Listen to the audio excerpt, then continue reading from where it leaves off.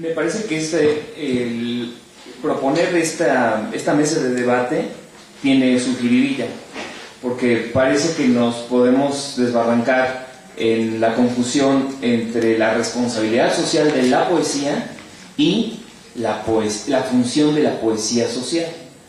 Yo quisiera volver, escuchándolos, y me parece que todos estamos haciendo el ejercicio pensando en la pregunta, tratando de rescatar esas fronteras, porque es un ejercicio que hacemos todos, a partir de lo que ustedes están diciendo. Me parece que una de las fronteras de la responsabilidad es el reconocimiento de la realidad inmediata, como lo acabo de decir. Pero, si hablamos de responsabilidad social, podemos también hablar de que hay una relación con la crítica, que es el tema que nos ocupa, por un lado. Y, si nos vamos al otro lado, es la indolencia. Si existe la responsabilidad social, existe la indolencia social en un poema. O sea, ¿qué responsabilidad social podemos encontrar en un poema erótico o en un poema pornográfico en estos tiempos? Para salirnos un poco de lo social, ¿no? Y ahorita volvemos, porque allí queda muy claro, ¿no? Hablar de posturas políticas, hablar de la reivindicación de los derechos o del compromiso del individuo con sus derechos naturales es importante, y ahí también hay que delimitar estéticamente dónde estamos en el poema y dónde estamos en el panfleto. Pero eso es como para más adelante. Para iniciar, para plantear nuestro territorio, yo quisiera regresar al tema de la responsabilidad social frente a la indolencia y de la mano con la crítica. ¿Qué podemos decir al respecto, maestros?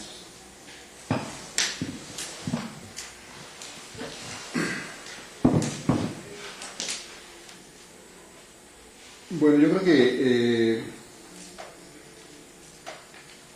la noción de responsabilidad está en el mero hecho de vivir humanamente. No sé si me escucharon, ¿no? La noción de responsabilidad está en el mero hecho de vivir humanamente. O sea, partiendo de ahí yo creo que la cuestión de desligarse en la búsqueda de una poesía que en un momento dado esté fuera y que sea nada más de denuncia y de protesta. Yo creo que el compromiso es parte de la situación, de la condición humana, ¿no? Y por ello creo que ahí sobresale un valor fundamental, que es la libertad. La libertad es parte el ejercicio de la libertad. Yo creo que podemos un momento dado abrir el campo para la expresión poética, no nada más de denuncia o de protesta, sino el expresar una situación íntima y de momento dado de saber que es una manifestación colectiva de un momento histórico y de una época, ¿no? Que se vive. Aquí yo creo que la poesía, el lenguaje poético sí nos da esa posibilidad de utilizar la libertad, el valor de la libertad para un momento dado lograr esa forma de expresión de esa condición humana, ¿no? Bueno, aunque igual uno va a plantear como disyuntivas, de pronto habría que superar a veces ciertos maniqueísmos, ¿no? El mismo Italo Calvino decía que la bondad y la maldad son igualmente inhumanas, entonces no habrá como la parte buena y la parte mala de la poesía en términos de compromiso o no social, ¿sí? Lo que sí creo es que, pues un poco jugando con una frase de Rosa de Luxemburgo, pues estamos ante la poesía o la barbarie, ¿no? O sea, no hay de otra, pues, ¿sí? Finalmente, yo no sé esperanza de qué nos puede dar la poesía, pero nos da esperanza de algo. Finalmente, la poesía sí es un escudo contra la barbarie, ¿sí? Finalmente, antes de la poesía fue la barbarie, aunque fuera la comuna primitiva, ¿sí? Y después de la poesía, o sea, si no hay poesía seguramente no nos quedará más que la barbarie, pues. Entonces, en ese sentido, sí es un escudo en contra de nosotros mismos, y en ese sentido es un compromiso con el otro, ¿no? Por más que sea un rollo lírico, intimista, personal, etcétera, etcétera, o sea, la poesía no puede ser con el otro, insisto, aunque el otro no la lea.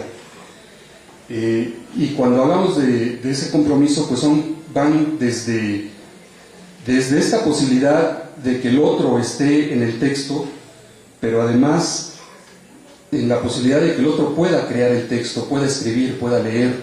Digamos, yo pertenezco a un grupo en Jalapa que se llama Adictos a la Poesía, y el lema es socializar la poesía y poetizar la vida.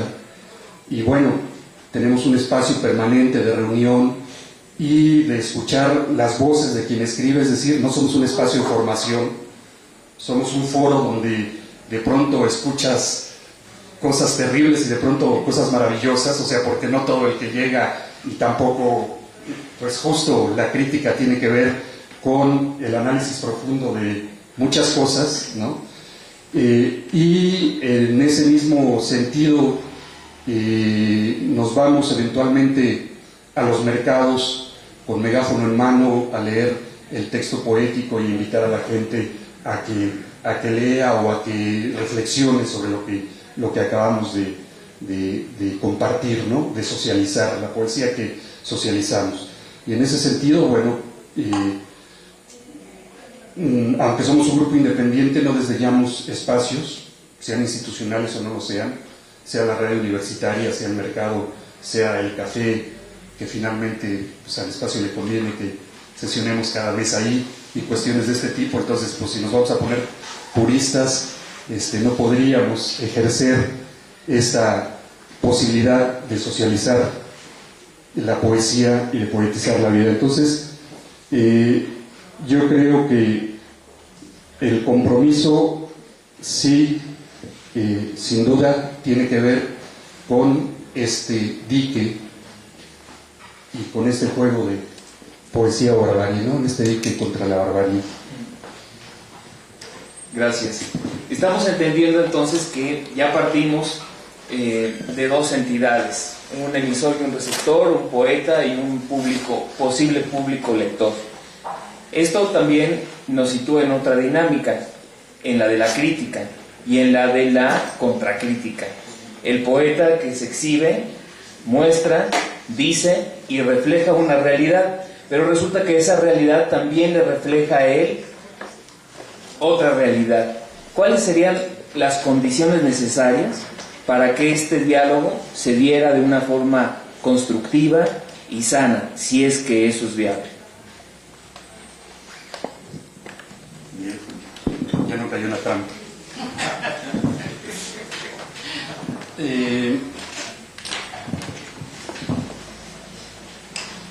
La poesía, aunque pues en el momento que se fija es difícil moverla, se vuelve ya como una sentencia, ¿no? Se vuelve un texto escrito, ¿no? No es sorda, o no debería de ser sorda, ¿no? O sea, y cuando digo, finalmente la poesía encarna, ¿no? Digo, hay una voz poética al interior del texto, pero hay un individuo que la produce, y pues este individuo que la produce, sin duda, por más que el texto sea suyo, yo creo que tiene que ser sensible no solo a esa realidad o a esa irrealidad que pretende recoger en el texto poético, sino a quienes desde una perspectiva crítica, desde una perspectiva académica, desde una perspectiva de pares, desde una perspectiva del oficio, ¿no? Desde una perspectiva tal vez no necesariamente enclaustrado, pero sí desde una perspectiva de taller colectivo, de taller abierto de de esta interlocución y diálogo con el otro, yo creo que si bien es cierto, el poeta tiene que sostener y defender su perfil y su voz, o sea, tiene que abrirse al diálogo con la crítica y abrirse al diálogo con sus pares, ¿no? O sea, yo no creo que los poetas sean islas, sino que justamente son vasos comunicantes. Si tienen un compromiso social, si tienen un compromiso con la sociedad, también tienen un compromiso con sus pares, con sus editores, con sus lectores y con sus críticos.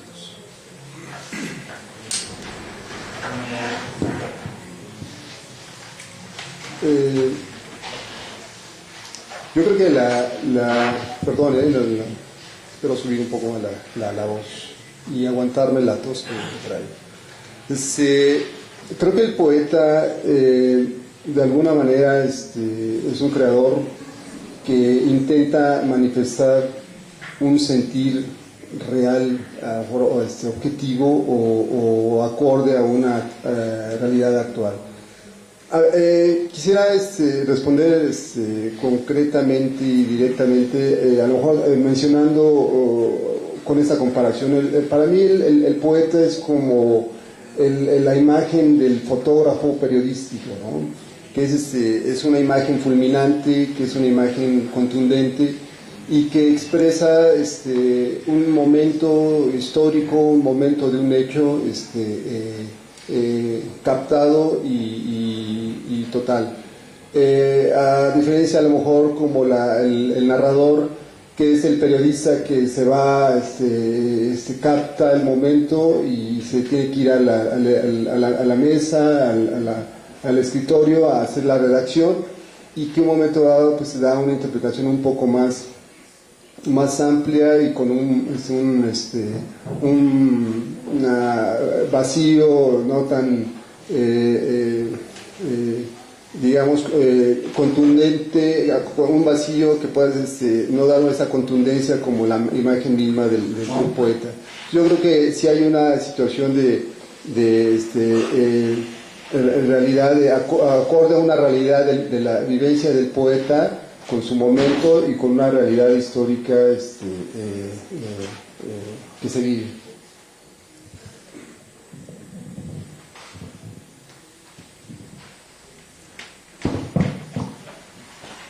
Muchas gracias.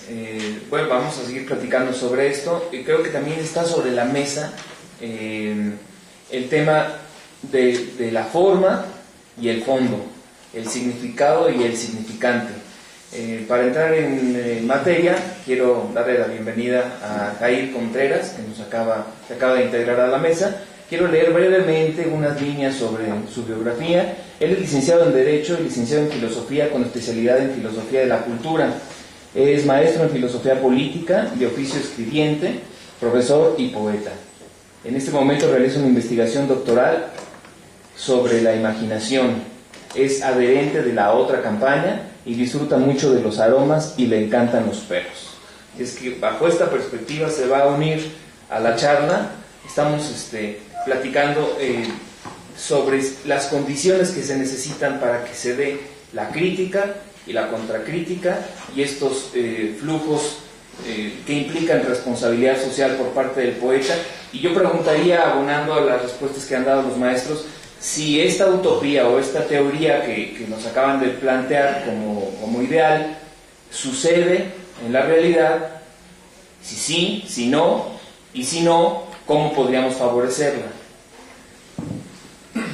Pues bueno, son las consecuencias de llegar tarde a la fiesta, ¿no? Ya están las piezas sobre la mesa. Ajá, completamente, ¿no? Ya está todo repartido.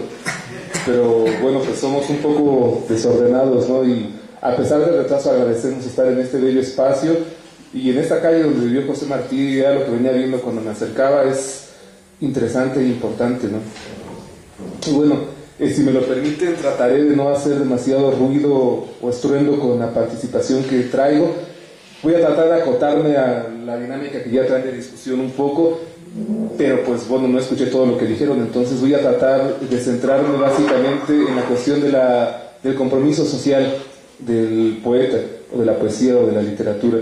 Aquí me planteaban tres temáticas, una confrontada con otra y demás. Permítanme ir incorporando poco a poco. Voy a tratar de hacerlo desde esta cuestión particular del compromiso social del poeta. Pues bueno, primero habría que partir por hablar del carácter social de la lengua. La lengua es social, eminentemente. No se puede hablar únicamente solo, ¿no? Incluso cuando hablamos solos estamos hablando con otras personas. Estamos utilizando los recursos que durante miles de años los seres humanos han estado conformando. Incluso en la anacoreta, cuando se va a su retiro, está en constante contacto con la humanidad. Es decir, es imposible aislarnos de esto. Y algo que es sumamente importante también de identificar es que el ser humano también es un ser social, eminentemente. No se puede concebir absolutamente al hombre, bueno, puede hacerse, pero más bien esos son cuentos de hadas, que de pronto caiga del cielo, que de pronto aparezca completamente hecho, o que de pronto aparezca Adán y de la costilla le saquen a Eva. A lo que me trato de referir con esto es que la realidad es una dimensión colectiva, de multiplicidades de hombres. Es decir, para que pudiera aparecer el primer hombre que pudiera hablar, fue necesario una interacción colectiva constante a lo largo de generaciones, que fueran construyendo los signos del intercambio, de la comunicación y después del lenguaje. Y algo que es muy importante entender es el carácter hominizante del lenguaje. Lo que caracteriza al hombre básicamente es su capacidad para poder hablar. El habla lo humaniza. Y cuando el hombre empieza a perder humanidad es en el lenguaje, o al lenguaje a lo cual hay que recurrir para la humanización nuevamente. Entonces, si el lenguaje es una instancia de hominización o de humanización del hombre, y el hombre a su vez es el producto de una colectividad de interacción durante generaciones, no únicamente es una equivocación, es una aberración, y en un punto dado, un absurdo y una deficiencia que una poesía se plantea al margen de lo social. Siempre que estemos enunciando, estamos vinculándonos con lo social. Y algo que es todavía más importante y que termina por definir, a mi entender, esta situación, es el carácter particularmente novedoso y la importancia del lenguaje poético en la configuración de la lengua. Habría que pensar que la poesía, hasta este momento, es la dimensión del lenguaje innovadora por excelencia, creativa. Cuando estamos escribiendo, la metáfora no solamente es un recurso, es la dinámica misma del lenguaje, de la poesía. Y cuando estamos haciendo metáforas, es un reflejo de lo que estamos haciendo con la poesía. Estamos creando el lenguaje. Estamos haciendo que las palabras signifiquen algo que antes no significaban. Estamos haciendo incluso que aparezcan nuevas palabras. Y en el límite, y algo que pocas veces es percibido, es que el poeta crea una sintaxis también, un nuevo orden de las palabras. Pero para poder hacer esto es necesario que exista una conciencia por parte del poeta del carácter social de su labor. Porque de pronto se puede plantear y decir, son como las oposiciones, y si me permiten voy a hacer esta oposición, una concepción más realista de lo que es el hombre y lo que es la lengua y lo que es la poesía, frente a una concepción ideal o un cuento de hadas en torno a lo que es el hombre, a lo que es la lengua y lo que es la poesía. El hombre, como les decía hace un momento, no aparece de la nada, y la lengua no aparece tampoco de la nada, es un producto social, y para poder ejercerla adecuadamente es necesario vincularse con todo esto. Entonces, ya para terminar, básicamente, lo que quiero plantear con todo esto en relación con la crítica es que el poeta, un poeta que realmente innove en la lengua, tiene necesariamente que esgrimir la inteligencia y la conciencia. No basta únicamente con la pura inspiración, ni con el toque de los ángeles, ni con el genio maligno que de pronto posee el espíritu de un poeta. El poeta es una máquina de producir significados y palabras, y una máquina, o un engranaje de una máquina completa que es la humanidad. La fuerza de una poesía y la fuerza de un poeta que sea capaz de innovar en el lenguaje depende de esta articulación con lo social, ya sea en sectores particulares de la lengua, de la tradición literaria o de la humanidad. De otro modo es un pasatiempo o puede ser cualquier otra cosa, pero la poesía se ve limitada en sus capacidades.